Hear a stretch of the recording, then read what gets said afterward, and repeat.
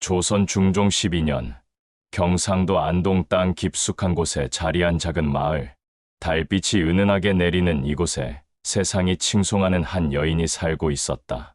그녀의 이름은 연화. 새벽인 시, 하늘이 희뿌옇게 밝아올 무렵, 연화는 조용히 마당으로 나왔다. 27살의 나이에 이미 과부가 된 지 7년째였다. 그녀는 살아있는 열녀라고 불렸다. 열녀는 사후에 봉해지는 것이 일반적이었는데 유행처럼 폐폐적인 금서들이 성행하고 여성들의 불법적인 간통 문제가 전국에서 대두되자 조정에서는 강력한 법 집행과 함께 여성들의 순절을 강조하고 교훈으로 삼기 위해 살아있는 열녀라 하여 팔도를 대표하는 몇 명의 여인들에게 특별히 열녀라는 칭호를 부여하고 상을 주어 모범이 되게 하였는데 연화가 그 중 한 명이었다. 비록 남편을 여윈 지 7년밖에 안 되었지만 순절뿐 아니라 그녀의 심성, 외모, 사연들을 종합하여 안동의 실세, 이방 정명학의 추천으로 현감과 관찰사의 직인을 받아 조정으로 올라가 3년 전 특별히 봉해진 경우였다. 연화의 집 앞에는 커다란 열려문이 세워졌고 마을 사람들뿐 아니라 온 세상 사람들은 살아있는 열녀라 하여 연화를 칭송하였다. 그런 연화가 있음으로 하여 안동은 조정의 신임과 관심을 받는데 수혜를 입을 수 있었다. 연화가 열녀 칭호를 받은 지 3년이 지나 사람들의 관심이 줄어들긴 했지만 그럼에도 매 열녀가 있는 마을에 전달되는 임금의 하사품은 안동의 큰 자랑이었다. 연화는 대나무 빗자루로 마당을 쓸기 시작했다. 낙엽 하나하나를 정성스럽게 모으는 그녀의 모습에서 작은 일에도 혼신을 다하는 여인임을 알 수 있었지만 그런 행동이 그녀의 이면에 숨겨진 공허함을 덜어내기 위한 몸짓임을 아무도 알지 못했다. 연화의 남편 이정욱은 젊은 선비였다. 한양에서 과거 공부를 하던 중 급병으로 쓰러져 겨우 20살의 나이에 세상을 떠났다. 혼례를 치른 지 불과 3년 만에 아이도 없이 홀로 남겨진 연화에게 세상은 너무 넓고 외로웠다. 마을 우물가에서 여인들이 모여 이야기했다. 연화 부인은 우리 마을의 자랑이야. 살아있는 열녀로 봉해지는 일이 어디 쉬운 일인가. 이 말이야. 죽어서 세워지는 일은 봤어도 말이지. 그러게 말이에요. 저리 젊은 나이에 홀로 남았는데 한편으론 딱하기도 해. 말 조심하세요. 누가 듣겠어. 그러니까 아무나 열녀가 될 수 있는 게 아니잖아요. 말이 나왔으니까 말인데 개똥 엄마 말처럼 솔직히 나는 10여백개를 줘도 못할 것 같긴 해. 그래도 연하 부인처럼 아니 반만이라도 이뻐 봤으면 좋겠네요. 심성도 착하고. 어쨌든 참 대단한 분이지 뭐야. 연화는 이런 이야기들을 들으며 씁쓸하게 웃었다. 사람들은 그녀를 열녀라 칭송했지만 그녀 마음속 깊은 외로움은 아무도 몰라주었다. 사람들은 나의 삶을 보고 박수치고 칭찬하지만 정작 뻥 뚫린 듯한 나의 이 공허함은 누가 알까? 홀로 남은 내 삶, 이토록 적막하고 답답한 현실이 이제 익숙해질 만한데 여전히 슬프다. 그런 내색조차 할 수 없는 상황이 마치 가면 속에 사는 인형 같아. 연화는 저녁이면 뒷마당 연못가에 앉아 달을 바라보며 그리움에 잠겼다. 연못에 비친 자신의 모습을 보며 혼잣말을 했다. 서방님, 당신이 떠난 지 벌써 7년하고도 열흘이 흘렀어요. 솔직히 저는 외롭고 모든 게 너무나 두려워요. 모든 게. 한밤중 연화는 잠들지 못하고 방 안을 거닐었다. 남편의 유품들이 여전히 그대로 놓여있는 사랑방에서 그녀는 편지 한 통을 꺼내 읽었다. 죽기 전 남편 정욱이 한양에서 보낸 마지막 편지였다. 그리운 연하에게 나는 지금 몸이 많이 아프다오. 타지에서 이런 일을 겪으니 더욱 고통스럽소만. 그나마 다행인 건 당신 생각을 할 때면 마음이 잠시 위로가 된다오. 만약 내가 먼저 눈을 감기라도 한다면 당신 홀로 남겨질 것에 걱정이 태산 같지만 부인은 너무 슬퍼하지 마시오. 그대의 행복이 나의 남은 소원이니까 말이오. 부디 이 고통의 시간이 지나 다시 만날 수 있기만을 바란다오. 이 편지를 직접 줄 수 있다면 얼마나 좋을까 생각하며 글을 마치오. 연화의 눈에서 눈물이 떨어졌다. 이토록 나를 생각해준 남편이 없는 것이 슬펐고, 남편은 자신의 행복을 바랬는데, 정작 자신은 세상의 시선에 갇혀 사는 것이 괴로웠다. 그러던 어느 날, 그러니까 같은 달 보름날, 조정으로부터 파견된 암행어사 한서윤이 이 마을에 도착했다. 32살의 젊은 관리였던 그는 지방 수령들의 백성 수탈과 비리를 조사하라는 밀명을 받았다. 그리고 임무 중에는 연료로 살아가는 여인들의 삶도 살펴보라는 내용도 있었다. 서윤은 일부러 초라한 행상복을 입고 정체를 숨겼다. 마을 사람들은 그를 그저 지나가는 나그네 정도로 여겼다. 밀사 파견된 지 일주일이 지난 어느 날 오후, 서윤은 마을을 둘러보다가 마을과 조금 떨어진 작은 연못가에서 한 여인을 보게 되었다. 하얀 저고리에 옥색 치마를 입은 그녀는 연못가 바위에 앉아 조용히 책을 읽고 있었다. 햇살이 그녀의 옆 얼굴을 비추는 모습이 마치 연꽃처럼 아름다웠다. 연화는 그렇게 홀로 마음을 달래며 있었다. 서윤은 한참을 그 자리에 서서 연화를 바라봤다. 연화도 누군가의 시선을 느끼고 고개를 들었다. 두 사람의 눈이 마주치는 순간 서윤은 그녀의 눈빛에 매료되고 말았다. 며칠 후 서윤은 자신도 모르게 이끌려 연화를 보았던 연못 근처를 다시 찾았다. 그녀는 없었다. 서윤은 아쉬워하는 자신을 보며 헛웃음을 지었다. 그날 저녁 서윤은 출출함을 달래기 위해 주막에 들렀다. 밥을 먹던 마을 사람들이 낯선 서윤을 경계 어린 눈빛으로 바라보았다. 개의치 않고 밥을 주문하고 곧 밥상을 가져온 주모에게 서윤은 무심한 듯 물어보았다. 저기 언덕 너머 연못 하나 있던데 주인이 있는 연못이오? 연못이요. 아, 연화 부인네 연못 말이구먼. 근데 그건 왜 묻수? 연화 부인. 연화 부인은 우리 마을의 자랑 중에 자랑이지. 옆에서 술을 마시던 봉식이 잔뜩 술에 취해 해롱대며 대화에 껴들었다. 한편으론 딱하기도 해. 꽃다운 나이에 말이야. 그런데 그 짝은 어디서 온 양반인데 여염집 부인에 대해 묻는 것이요? 봉식이 한참을 서윤을 노려보다가 금세 고꾸라지며 잠에 들었다. 주모가 이 인간 또 이런다며 술상을 치웠다.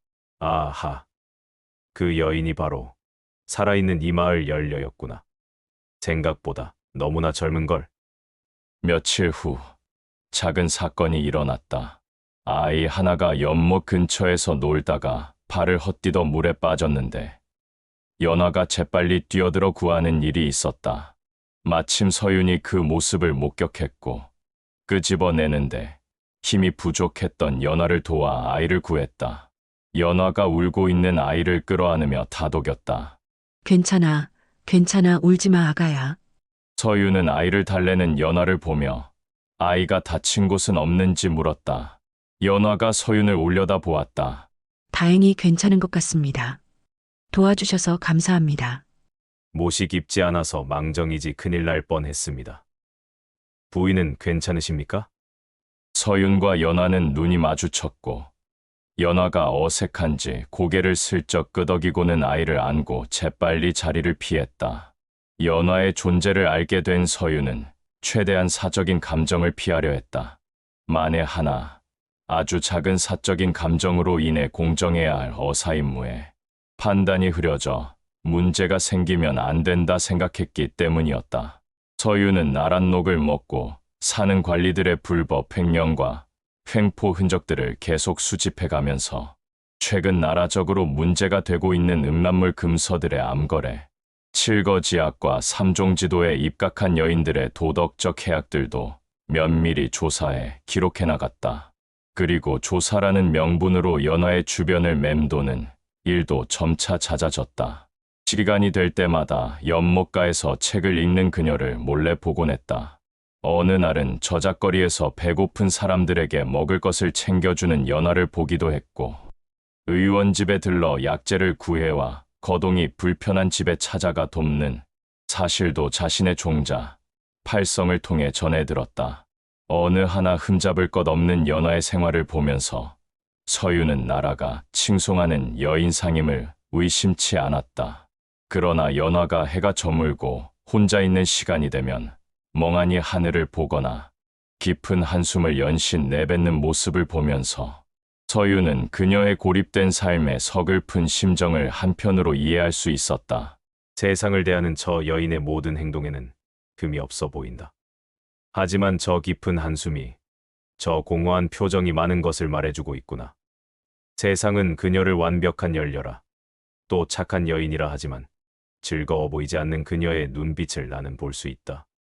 점점 서유는 그녀의 삶에 젖어들며 동정하고 있는 자신을 발견하기 시작했다. 내가 지금 뭐하고 있는 거지? 공과 사를 구분 못하고 말야. 이러면 안 돼. 정신 차리자. 연화도 서윤이 신경 쓰이긴 마찬가지였다. 자신의 주변을 맴도는 서윤을 연화는 금세 눈치챘다. 자신의 삶을 훔쳐보는 것 같은 서윤의 행동이 처음에는 불편했지만 왠지 싫지만은 않은 자신을 발견하고 있었다. 그리고 어느 땐 먼저 서윤이 생각나기도 했다. 바느질을 하다가도 밥을 짓다가도 문득문득 서윤이 생각이 났다. 모른 척 주변을 살펴보고 서윤이 없는 날에는 서운한 마음까지 들기도 했다. 관아에 찾아가 이상한 남자가 자신 주변을 서성인다고 하면 즉각 조사를 할 일이었지만 연화는 그러고 싶은 마음이 없었다. 그저 서윤에 대해 궁금한 마음뿐이었다. 그 사람은 누구일까? 왜 내 주변을 서성이는 거지? 아니면 내가 착각하는 것은 아닐까? 왜 나는 그 남자가 신경 쓰일까? 기분이 이상해. 뭔가 불편하고 혼란스러워. 아니겠지.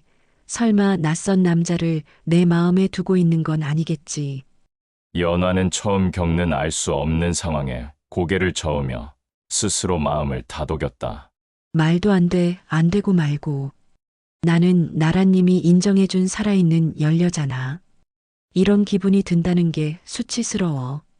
서방님에 대한 정절을 지키며 살아가는 것이 내 도리이고 숙명인 것을 그 누구에게도 마음을 줄 수 없지. 보름이 지난 어느 날, 연화는 시장에 나갔다. 쌀과 고기를 사서 오는데 골목을 들어선 순간 갑자기 소매치기가 나타나 그녀의 돈주머니를 빼앗으려 했다. 쌀과 고기는 바닥에 흩어지고 돈주머니마저 빼앗기며 연화는 벽에 부딪혔다. 그 순간 쓰러지던 연화를 재빨리 잡아 안으며 바닥에 눕히고 도망가려던 소매치기에게서 돈주머니를 낚아챈 남자, 바로 서윤이었다. 부인 괜찮으십니까? 연화는 서윤을 보고 놀란 표정을 감출 수 없었다. 또 이 남자다. 착각이 아니었어. 연화는 뭐가 뭔지 혼란스러웠지만 지금 상황은 정말 고마운 일임에는 분명했다. 부인 괜찮습니까? 다치신 곳은 없는지요? 또 뵙게 되었네요. 서윤의 목소리는 다정했다. 연화는 그 목소리에 마음이 뜨거워지는 걸 느꼈다. 그리고 이 불편한 기분들이 잠시 스치는 것이 아님을 직감했다. 서윤은 연화를 저작거리와 조금 떨어진 둥구나무 그늘 아래로 안내했다. 놀라셨을 텐데 마음을 진정하고 가시는 게 좋겠습니다. 아니에요. 괜찮습니다. 아까 많이 놀라신 것 같은데 잠깐이라도 호흡을 고르고 가시면 좋을 것 같아서요. 연화는 망설이다가 자신도 모르게 고개를 끄덕였다. 낯선 남자와 둘이 사람들이 볼 수 있는 길에 서 있는 것이 부담스러웠지만 거절하기도 어려웠다. 이 마을 분은 아니신 것 같은데 어디서 오셨나요? 연화가 처음으로 조심스럽게 물었다. 저는 잠시 이 마을에 머물고 있는 나그네입니다. 서윤은 정체를 밝힐 수 없었다. 하지만 그녀와 이야기를 하며 시간을 보내는 것이 좋았다. 가까이에서 본 연하는 더욱 아름다웠다. 그녀의 백색 고운 피부와 맑은 눈망울이 눈부실 정도였다. 서유는 생각과 마음이 분리된 듯한 기분을 느꼈다. 마음은 사적인 감정에 동요될까 우려하면서도 말과 행동이 먼저 움직이는 것을 느꼈다. 부인께서는 이 마을에서 나셨나요? 서윤의 성굵은 얼굴과 이목구비를 가까이에서 본 연하는 딴 생각의 물음의 요지를 파악하지 못하고 머뭇거렸다. 부인, 괜찮으십니까? 아, 죄송합니다. 뭐라고 물으셨죠? 본관이 어딘지 물었습니다. 아, 저는 단양에서 태어나 이곳으로 시집와서 살고 있습니다. 그 후로 이 마을을 떠나본 적이 없답니다. 연하의 목소리에는 약간의 떨림이 섞여 있었다. 그렇군요. 그럼 다른 지방을 구경해 본 적이 없으시겠네요. 연하는 말을 잇지 못했다. 자신의 처지를 설명하기가 어려웠다. 그런 연하를 보는 서유는 문득 이런 생각이 들었다. 저 눈빛 속의 슬픔과 체념. 내가 그 마음을 달래줄 수 있다면. 서유는 내가 왜 이러지 하면서도 연하에게서 눈을 떼지 못하고 있었다. 그렇게 이야기를 나누는 시간. 점점 하늘에 먹구름이 드리우고 장대비가 쏟아지기 시작했다. 예기치 않은 날씨에 당황한 연하는 곧바로 집으로 향했고 서유는 그녀의 뒷모습을 바라보았다. 그런데 문제가 생겼다.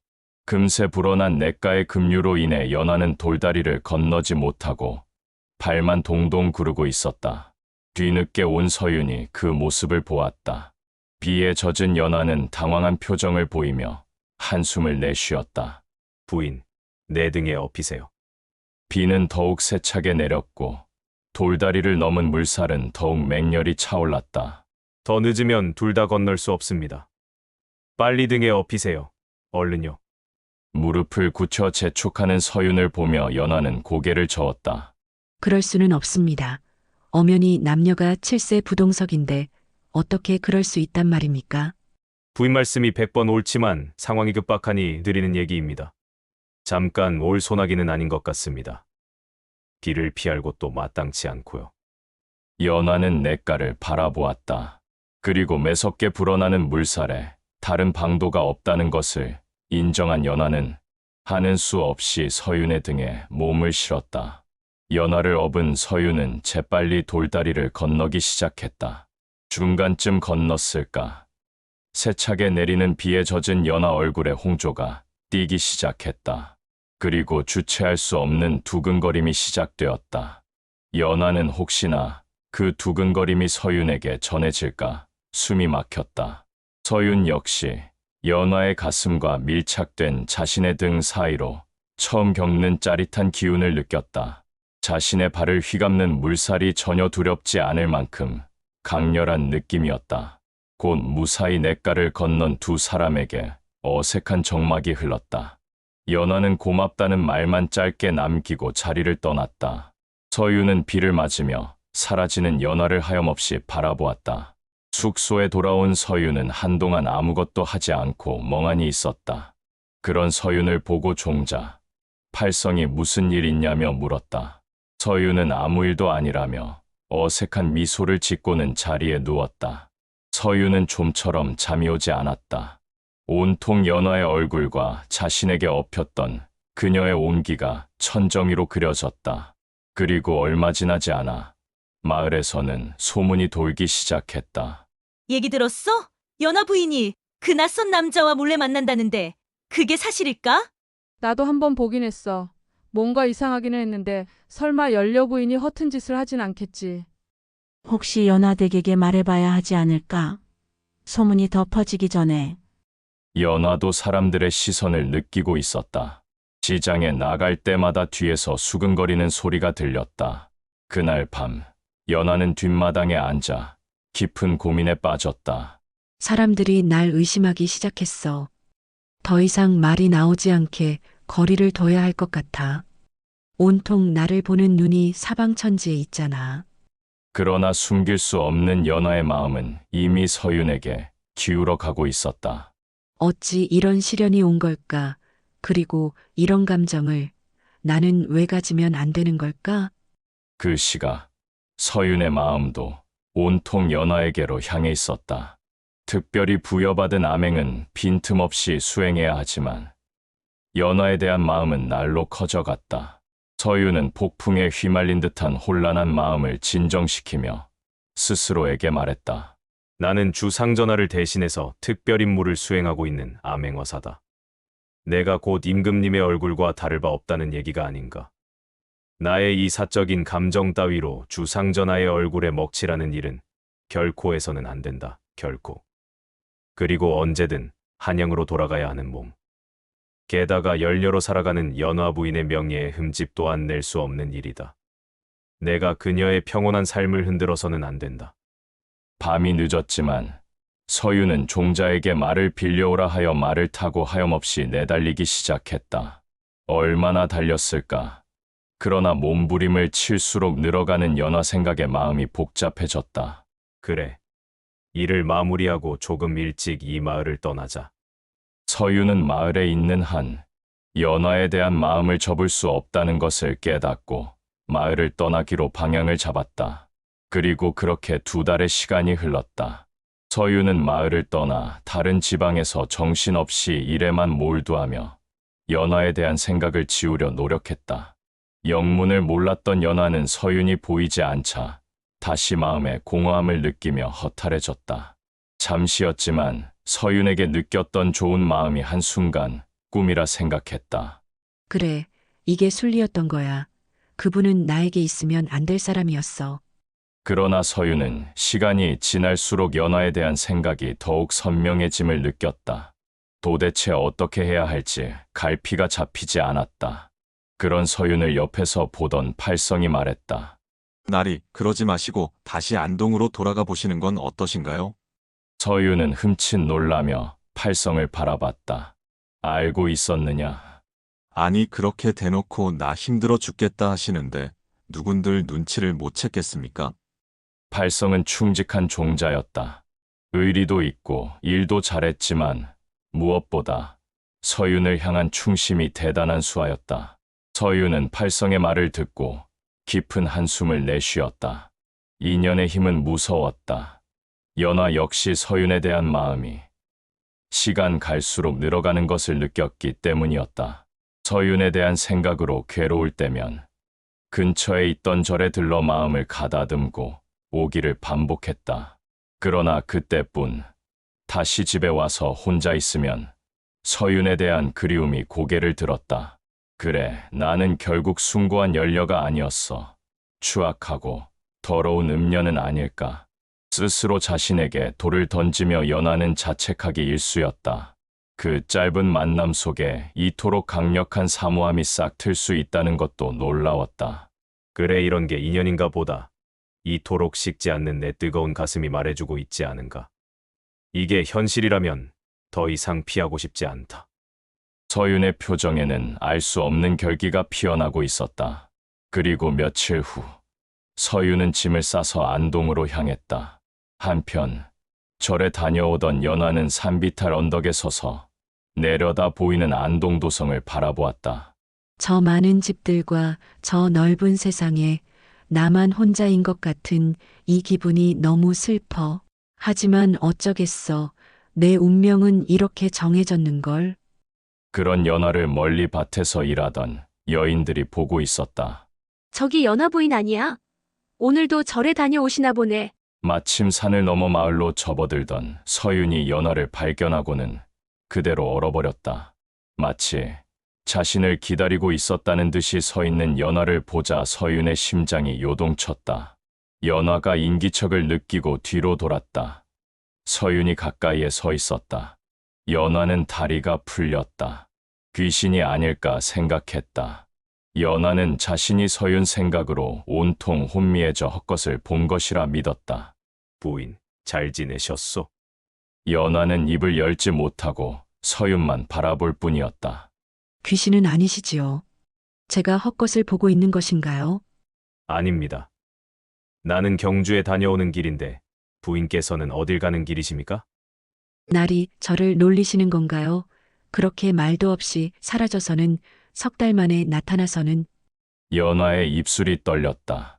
그리고 그녀의 눈빛과 표정에는 더 이상 숨길 수 없는 서윤을 향한 마음이 가득 담겨 있었다. 부인, 잘 지내셨지요? 연화는 잘 지냈냐는 서윤의 말에 눈물이 왈칵 터질 것 같았다. 눌렸던 여러 복잡한 감정들이 서윤을 보고는 터지는 것 같았다. 부인. 사실은 말이오.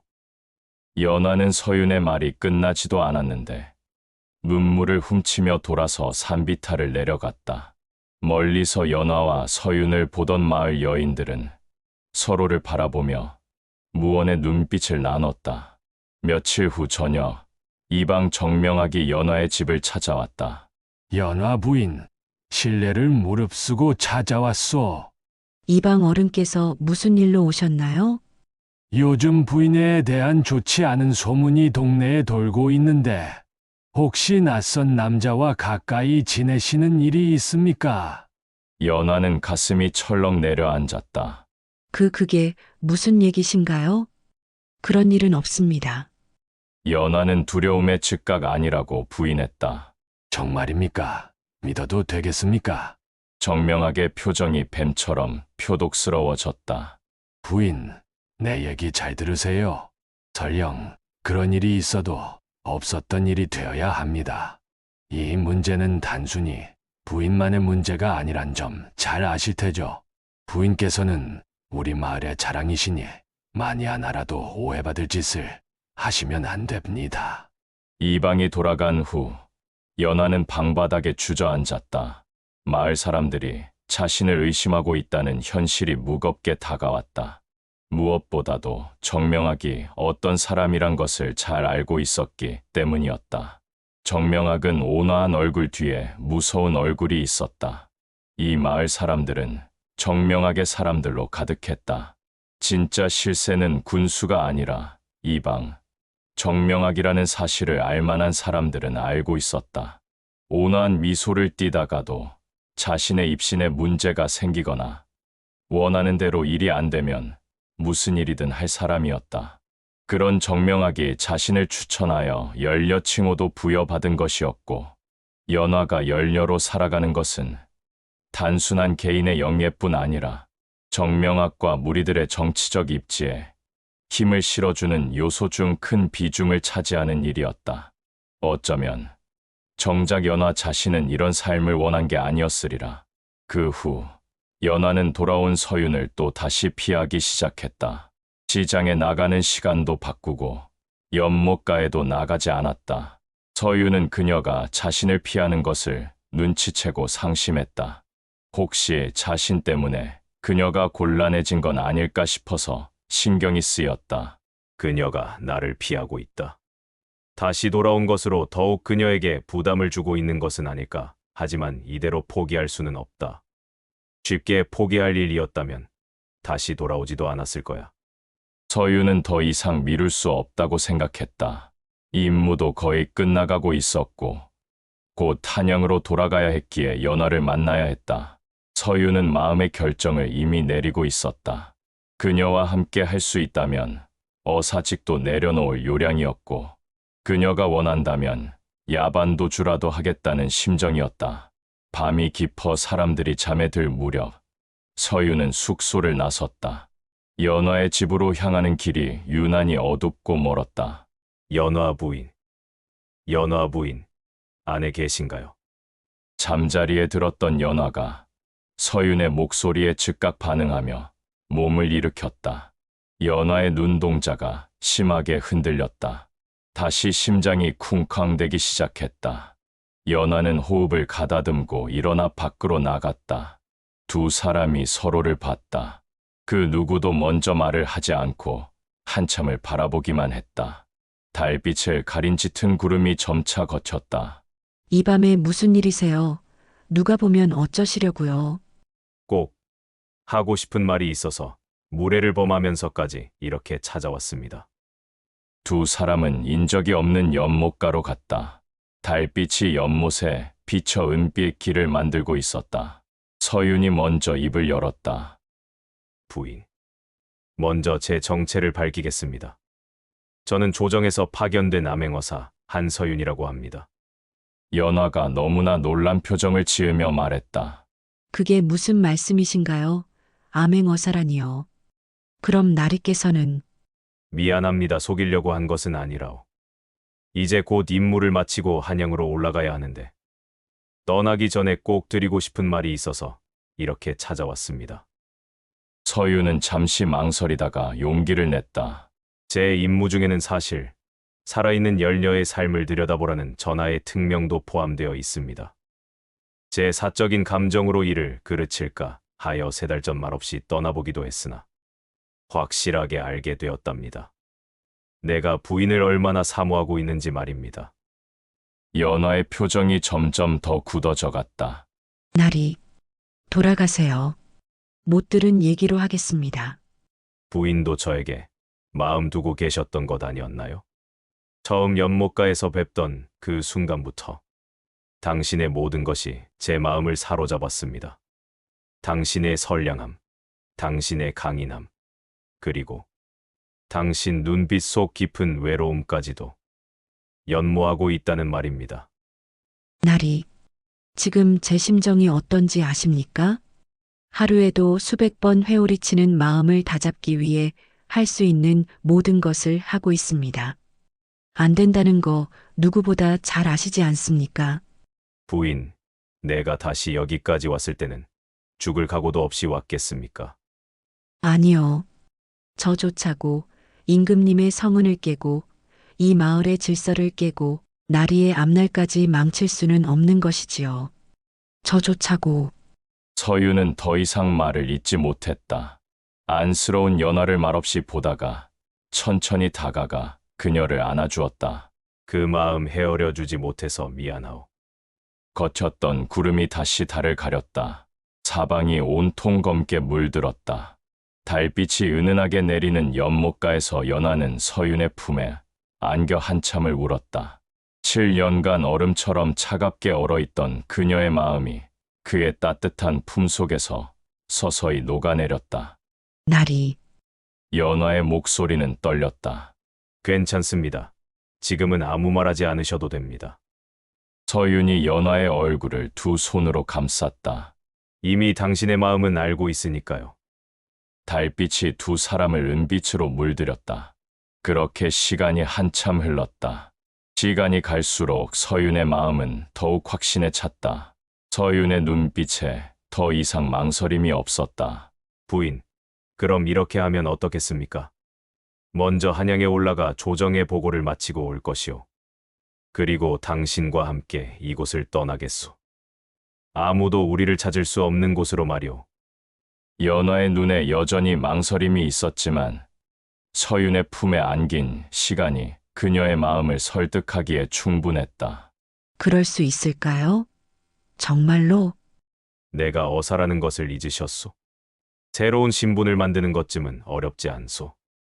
나리의 앞길은 어찌하시려고요? 당신 없는 출세가 무슨 의미가 있겠소? 연화가 고개를 끄덕였다. 기다리겠습니다. 아무리 오래 걸려도. 두 사람은 달빛 아래서 영원한 사랑을 맹세했다. 하지만 그들은 몰랐다. 어둠 속에서 이 모든 것을 지켜보는 눈이 있다는 것을. 서윤이 한양으로 떠난 지 보름이 지난 어느 밤, 연화는 서윤에게서 받은 편지를 읽으며 미소 짓고 있었다. 편지에는 모든 일이 순조롭게 진행되고 있다는 내용이 담겨 있었다. 그때 대문을 거칠게 두드리는 소리가 들렸다. 연화의 가슴이 철렁 내려앉았다. 나 정명학이요. 문을 열자 정명학이 몇 명의 부하들과 함께 거만하게 들어섰다. 평소의 온화한 미소는 온데간데 없었고 그의 얼굴에는 악독한 기운이 감돌았다. 이방얼은 무슨 일이십니까? 부인, 우리가 무엇을 알고 있는지 아시오? 그 남자 암행어사라고 하더이다. 한서윤. 연화의 얼굴이 순식간에 창백해졌다. 정명학이 비릿한 미소를 보였다. 부인이 그자와 정을 통했다는 것을 알고 왔단 말이오. 그게 무슨 말이십니까? 이 대낮에 찾아와 어째 이러는 것입니까? 그런 일 없으니 돌아가시오. 부인과 연분이 통했다는 사실 하나만으로 큰 대역죄인이 될 것이오. 암행어사라면 더욱더 그렇겠지. 그런 일 없다 하지 않았도 돌아가시오. 연화가 부인하려 했지만 정명학이 소리를 질렀다. 거짓말 마시오. 마을 사람들이 다 봤다 이 말이오. 연화는 절망에 빠졌다. 정명학의 눈에는 광기가 서려 있었다. 부인, 잘 들으시오. 정명학이 몸을 가까이 더 다가왔다. 내가 암행어사라 하여 두려워할 것 같은가?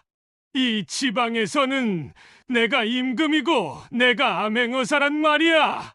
정명학의 표독스럽고 탐욕 가득한 얼굴에 연화는 토할 듯 역겨우면서 공포스러웠다. 이 사실을 아무도 몰라야 할 것이오. 알려지면 나도 좋을 게 없으니까.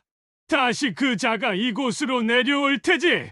만약 부인의 심정에 변화가 없다면 그 자가 한양에서 내려오는 길에 사고를 당할 것이오. 산적들에게 말이지. 뭐라고요? 그분은 아무 연관이 없습니다. 연화가 경악했다. 정말 좋아하는가 보군. 정명학이 어이없다는 듯 고개를 저었다. 이내 다시 입을 열었다. 부인이 그 자를 포기한다면 그 자는 무사할 것이오. 하지만 계속 만난다면 정명학이 목을 긋는 신용을 했다. 연화는 온몸이 떨렸다. 왜 이러시는 겁니까? 부인이 연려가 아니게 되면 나와 이 마을이 어떻게 되는지 아시오. 게다가 부인을 추천한 나는 정명학의 목소리에 더욱 분노가 실렸다. 조정의 신임을 잃고 내 입지도 위험해질 테지. 내가 누군지 모르오 건방지게. 제발. 연화가 무릎을 꿇었다. 이제야 제대로 나오시는군. 선택하시오. 정명학이 냉혹하게 말했다. 그자의 목숨이냐 사랑이냐. 연화가 바닥에 주저앉아 흐느꼈다. 정명학은 만족스러운 표정으로 그녀를 내려다보았다. 언제 그랬냐는 듯 다시 온화한 목소리로 말했다. 내일까지 답을 주시오. 그리고 내가 누군지 다시 기억하시오. 나는 이 지역에서 할 수 없는 일이 없는 사람이라는 것을. 정명학이 부하들과 함께 사라진 후 연화는 홀로 앉아 오열했다. 행복했던 꿈이 산산이 부서지는 소리가 들리는 것 같았다. 한 달 후 서윤이 돌아왔다. 그는 모든 준비를 마치고 연화와 함께 새로운 인생을 시작할 채비를 해왔다. 하지만 그를 맞은 연화는 완전히 달라져 있었다. 연화의 표정에서 뭔가 이상함을 느꼈지만 서윤이 입을 열었다. 부인, 모든 준비가 끝났소. 이제 떠나기만 하면 됩니다. 내일 축시 데리러 오겠소. 서윤의 목소리는 기대에 차 있었다. 하지만 연화는 고개를 저었다. 나리, 저는 갈 수 없습니다. 무슨 소리요? 약속하지 않았소? 서윤의 얼굴에 당황이 스쳤다. 다시 생각해보니 이것은 잘못된 일입니다. 연화의 목소리는 떨렸지만 단호했다. 저는 연려로 살아가야 할 운명과 팔자를 타고났다는 것을 다시 깨달았습니다. 서윤은 그녀의 변화를 믿을 수 없었다. 무슨 일이 있었소? 아무 일도 없었습니다. 연화가 고개를 돌렸다. 그저 제 정신을 차렸을 뿐이지요. 연화 부인. 서윤이 그녀의 어깨를 잡았지만 연화는 뿌리쳤다. 돌아가세요. 다시는 저를 찾지 마세요. 연화의 목소리에는 절망이 배어 있었다. 서윤의 마음은 무너져 내렸다. 모든 것을 포기하면서 꿈꿔왔던 미래가 한순간에 사라지는 것을 느꼈다. 며칠 후 서윤은 이러지도 저러지도 못하고 한숨을 내쉬고 있었다. 그런 모습에 종자 팔성이 머뭇거리다가 입을 열었다. 나리. 아무래도 이방 정명학이 연화 부인을 협박한 것 같습니다. 그게 무슨 말이더냐? 제가 알아보니 한 달 전 밤에 정명학 무리들이 연화 부인을 찾아갔다고 합니다. 서윤의 얼굴이 일그러졌다. 나리를 해치겠다고 위협했다더군요. 팔성의 표정도 분노에 일그러져 있었다. 서윤의 눈빛이 변했다. 이를 악물며 허공을 바라보았다. 부인께서 나리를 지키려고 하신 것 같습니다. 정명아.